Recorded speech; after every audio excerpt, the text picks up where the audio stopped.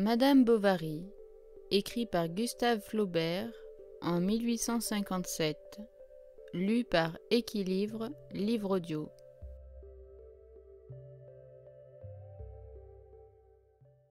Troisième partie. Chapitre 10. Il n'avait reçu la lettre du pharmacien que 36 heures après l'événement, et par égard pour sa sensibilité, M. Homais l'avait rédigée de telle façon qu'il était impossible de savoir à quoi s'en tenir. Le bonhomme tomba d'abord comme frappé d'apoplexie. Ensuite, il comprit qu'elle n'était pas morte, mais elle pouvait l'être. Enfin, il avait passé sa blouse, pris son chapeau, accroché un éperon à son soulier, et était parti ventre à terre. Et tout le long de la route, le père Rouault, haletant, se dévora d'angoisse. Une fois même, il fut obligé de descendre. Il n'y voyait plus. Il entendait des voix autour de lui. Il se sentait devenir fou. Le jour se leva. Il aperçut 3 poules noires qui dormaient dans un arbre. Il tressaillit, épouvanté de ce présage. Alors, il promit à la Sainte Vierge 3 chasubles pour l'église, et qu'il irait pieds nus depuis le cimetière des Bertaux jusqu'à la chapelle de Vassonville.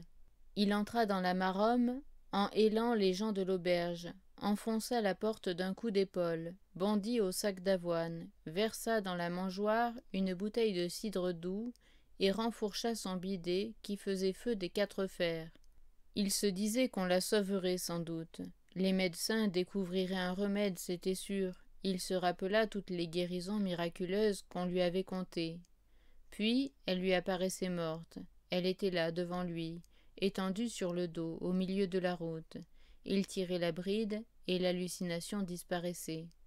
À Quincampoix, pour se donner du cœur, il but 3 cafés l'un sur l'autre. Il songea qu'on s'était trompé de nom en écrivant. Il chercha la lettre dans sa poche, l'y sentit, mais n'osa pas l'ouvrir.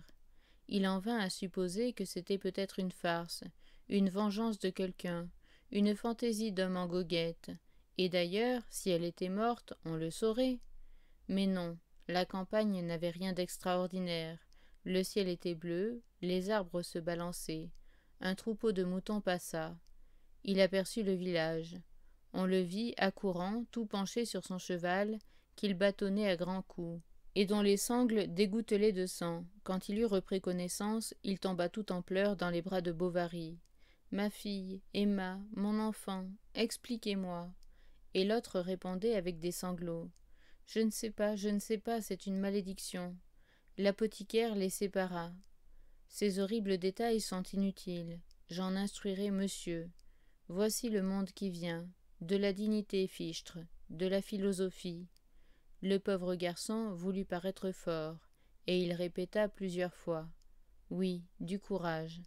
Eh bien, s'écria le bonhomme, j'en aurai, nom d'un tonnerre de Dieu. Je m'en vas la conduire jusqu'au bout. La cloche tintait, tout était prêt. Il fallut se mettre en marche. Et assis dans une salle du chœur, l'un près de l'autre, ils virent passer devant eux et repasser continuellement les 3 chantres qui psalmodiaient. Le serpent soufflait à pleine poitrine.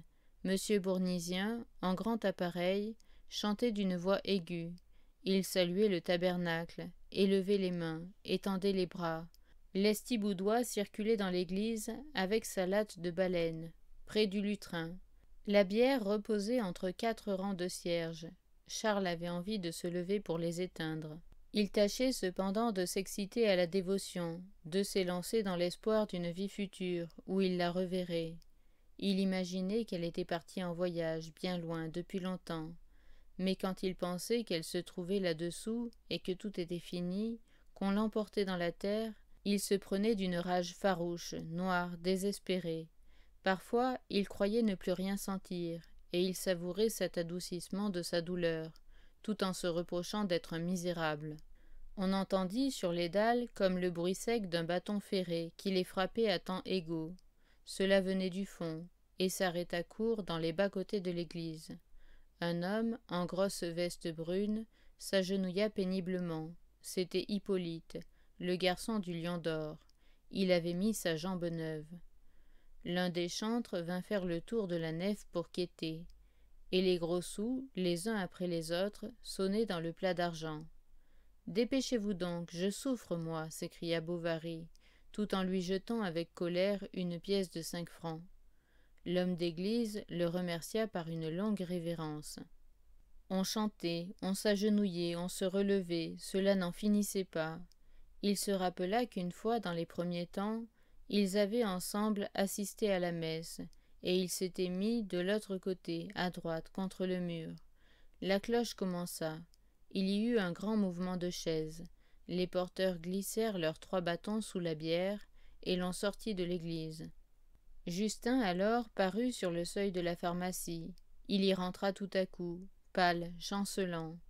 On se tenait aux fenêtres pour voir passer le cortège. Charles en avant se cambrait la taille.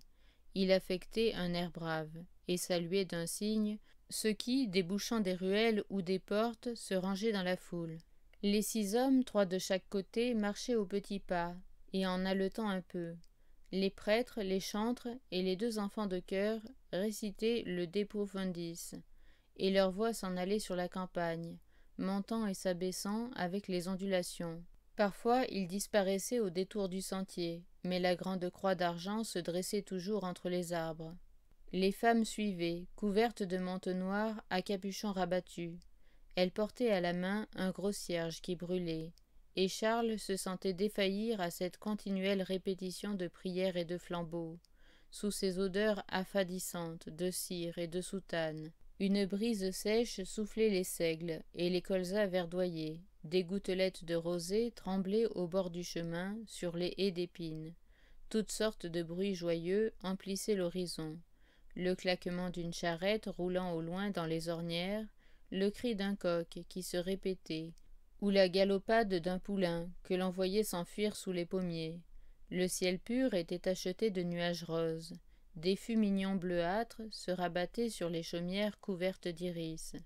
Charles, en passant, reconnaissait les cours. Il se souvenait de matins comme celui-ci, où, après avoir visité quelques malades, il en sortait et retournait vers elles. Le drap noir semé de larmes blanches se levait de temps à autre en découvrant la bière. Les porteurs fatigués se ralentissaient, et elle avançait par saccades continues, comme une chaloupe qui tangue à chaque flot. On arriva. Les hommes continuèrent jusqu'en bas, à une place dans le gazon où la fosse était creusée. On se rangea tout autour, et tandis que le prêtre parlait, la terre rouge rejetée sur les bords coulait par les coins sans bruit, continuellement. Puis, quand les 4 cordes furent disposées, on poussa la bière dessus. Il la regarda descendre. Elle descendait toujours. Enfin, on entendit un choc. Les cordes en grinçant remontèrent. Alors, Bournisien prit la bêche que lui tendait Lestiboudois de sa main gauche tout en aspergeant de la droite. Il poussa vigoureusement une large pelletée, et le bois du cercueil, heurté par les cailloux, fit ce bruit formidable qui nous semble être le retentissement de l'éternité. L'ecclésiastique passa le goupillon à son voisin. C'était M. Homais. Il le secoua gravement, puis le tendit à Charles, qui s'affaissa jusqu'aux genoux dans la terre, et il en jetait à pleines mains tout en criant « Adieu ». Il lui envoyait des baisers, il se traînait vers la fosse pour s'y engloutir avec elle. On l'emmena, et il ne tarda pas à s'apaiser, éprouvant peut-être, comme tous les autres, la vague satisfaction d'en avoir fini. Le père Rouault, en revenant, se mit tranquillement à fumer une pipe, ce que Homais, dans son fort intérieur, jugea peu convenable. Il remarqua de même que M. Binet s'était abstenu de paraître, que Tuvache avait filé après la messe, et que Théodore, le domestique du notaire, portait un habit bleu, comme si on ne pouvait pas trouver un habit noir, puisque c'est l'usage que diable. Et pour communiquer ses observations, il allait d'un groupe à l'autre. On y déplorait la mort d'Emma, et surtout l'heureux, qui n'avait point manqué de venir à l'enterrement. Cette pauvre petite dame, quelle douleur pour son mari. L'apothicaire reprenait. Sans moi, savez-vous bien, il se serait porté sur lui-même à quelque attentat funeste. Une si bonne personne, dire pourtant que je l'ai encore vue samedi dernier dans ma boutique. Je n'ai pas eu le loisir, dit Homais, de préparer quelques paroles que j'aurais jetées sur sa tombe. En rentrant, Charles se déshabilla, et le père Rouault repassa sa blouse bleue. Elle était neuve. et comme il s'était, pendant la route, souvent essuyé les yeux avec les manches, elle avait des teints sur sa figure, et la trace des pleurs y faisait des lignes dans la couche de poussière qui la salissait. Madame Bovary-Mère était avec eux. Ils se taisaient tous les trois. Enfin, le bonhomme soupira. « Vous rappelez-vous, mon ami, que je suis venu à Tostes une fois, quand vous veniez de perdre votre première défunte. Je vous consolais dans ce temps-là, je trouvais quoi dire. Mais à présent... » Puis, avec un long gémissement qui souleva toute sa poitrine. « Ah, c'est la fin pour moi, voyez-vous. J'ai vu partir ma femme, mon fils après, et voilà ma fille aujourd'hui. » Il voulut s'en retourner tout de suite au Bertaux, disant qu'il ne pourrait pas dormir dans cette maison-là. Il refusa même de voir sa petite-fille. « Non, non, ça me ferait trop de deuil. Seulement vous l'embrasserez bien. Adieu, vous êtes un bon garçon. Et puis jamais je n'oublierai, dit-il en se frappant la cuisse. N'ayez peur, vous recevrez toujours votre dinde. » Mais quand il fut au haut de la côte, il se détourna, comme autrefois il s'était détourné sur le chemin de Saint-Victor, en se séparant d'elle. Les fenêtres du village étaient tout en feu sous les rayons obliques du soleil qui se couchait dans la prairie. Il mit sa main devant ses yeux, et il aperçut à l'horizon un enclos de murs où des arbres çà et là faisaient des bouquets noirs entre des pierres blanches. Puis il continua sa route, au petit trot, car son bidet boitait. Charles et sa mère restèrent le soir, malgré leur fatigue, fort longtemps à causer ensemble. Ils parlèrent des jours d'autrefois et de l'avenir. Elle viendrait habiter Yonville, elle tiendrait son ménage, ils ne se quitteraient plus. Elle fut ingénieuse et caressante, se réjouissant intérieurement à ressaisir une affection qui depuis tant d'années lui échappait. Minuit sonna. Le village, comme d'habitude, était silencieux, et Charles, éveillé, pensait toujours à elle. Rodolphe, qui pour se distraire avait battu le bois toute la journée, dormait tranquillement dans son château, et Léon là-bas dormait aussi. Il y en avait un autre qui à cette heure-là ne dormait pas.